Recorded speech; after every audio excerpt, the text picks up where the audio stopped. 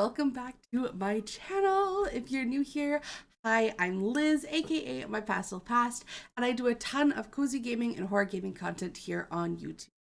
For today's video, we are making a brick custom path that I actually made live on stream just yesterday. So if you would like to see the entirety of the stream and the process we underwent while making this path, I'll be sure to leave the link in the description below. But for this path, I am trying to create a little bit of like a looser, more very worn out brick path. So in order to do that, I started by actually creating the middle piece of this 9-part pathway because it's much easier to get the edges and the sides once the middle has been set up, specifically figuring out the spacing. And a huge shout out to Stacy from my chat yesterday for helping me out with the spacing because it was taking me far too long to figure out myself.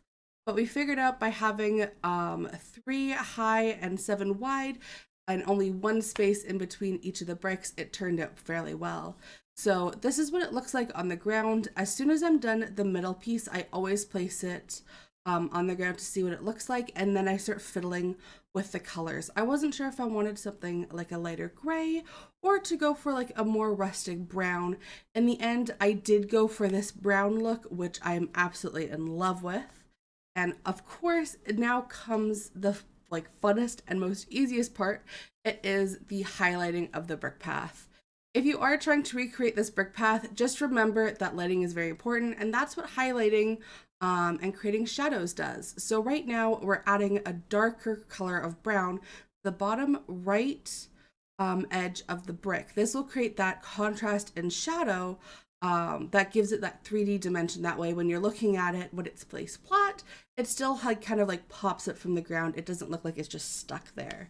So that is the first step. I always start with the darker shade first, and then I fiddle around with what the highlight shade is. And the highlight shade is a lot like this contrasted shadow shade, only it goes into the top left corner and top left row of it. So as you can see here, for each one of these bricks, I'm adding the highlight and the shadow to it. However, I'm making sure to be as careful as possible to not add highlights and shadows onto the bricks that aren't that are connecting off to the side, because obviously we don't need that shadow cutting it in half. And I know right now it looks a little bit like a chocolate bar. I know it's giving me Willy Wonka vibes, maybe even a little bit of like Mario vibes with how it's turning out, but I promise when it's on the ground it'll look good. It just makes it look like the light is hitting it differently. This is what it looks like on the ground, and you can already see that it's very different than how it was the first time. So once that's done, obviously I really wanted to have a rustic kind of feel to this brick path. So now comes the funnest part. We get to start taking away little bits of edges from it. I did make a copy just in case I messed up. That is something that I'm always terrified of. But at this point, you just kind of take away different edges or parts of the bricks themselves to kind of give it like a worn out look. And I know it looks really weird on the little easel that it has there, but when it's face down flat on your island, it gives it that worn texture that it has been walked over for a very long time. And then because I wanted to create a little bit more dimension, on that copy that I had, I took out even more chunks of it to kind of take away more. So once that's done, it becomes the fun part. It becomes the edges. So for the different edges, it's really just taking your see-through brush, is at least what I call it, and taking away different bricks from the pattern.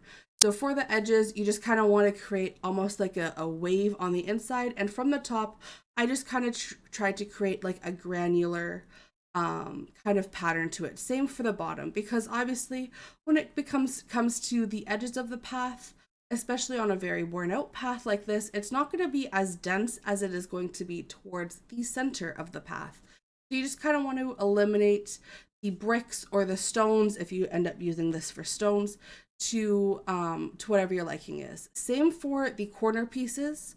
I'm trying to keep it a little bit more condensed into the corner that I'm working on, and then taking away bricks to make it more spread out and airy to kind of give it that, oh, this part area has been really worn out. Maybe there's some grass growing over it. There's not as many bricks. It's the edge between the grass and the brick kind of area.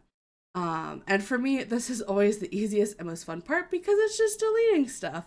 You don't gotta add anything. You don't really gotta work on shading. You're just deleting it. Now, I did take a little bit too much off the top, so I did end up going back later on and adding a few extra brick paths.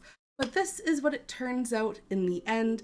I hope this video helped you, and if you do want to use this brick path on your island, I'll make sure to have it in the description below. Thank you all so much for watching, and I'll see you all in the next one. Bye!